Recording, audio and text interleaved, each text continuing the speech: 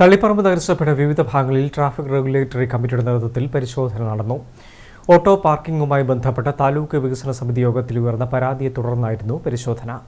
ജനുവരിയിൽ നടന്ന താലൂക്ക് വികസന സമിതി യോഗത്തിൽ മന്ന ആലക്കോട് റോഡിലെ അനധികൃത ഗുഡ്സ് പാർക്കിംഗുമായി ബന്ധപ്പെട്ടും തളിപ്പറമ്പ് താലൂക്ക് ആശുപത്രിക്ക് മുന്നിലെ ഓട്ടോ പാർക്കിംഗുമായി ബന്ധപ്പെട്ടും പരാതി ലഭിച്ചിരുന്നു. തുടർന്ന് ട്രാഫിക് റെഗുലേറ്ററി കമ്മിറ്റി യോഗം ചേർന്നതിനു ശേഷമാണ് പരിശോധന നടന്നത്. നഗരസഭാ chairperson Murshida Kongayi, vice chairman Kallinkil Padmanabhan, സ്ഥിരം സമിതി അധ്യക്ഷൻ P Muhammad Nisar, RTO, police, RDO പ്രതിനിധികൾ എന്നിവർ പരിശോധനയിൽ പങ്കെടുത്തു. അനധികൃത പാർക്കിംഗ് തടയാനും ഓട്ടോ പാർക്കിംഗ് സൗകര്യമൊരുക്കി ക്രമീകരിക്കാനും തുടർ നടപടി സ്വീകരിക്കുമെന്ന് ചെയർപേഴ്സൺ മുർഷിദ കൊങ്ങായി പറഞ്ഞു.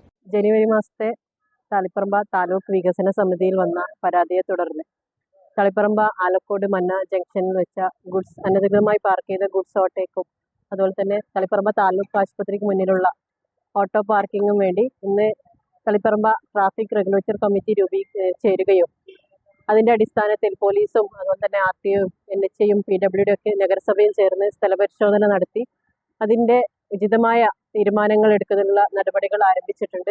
News bureau, Taliparamba.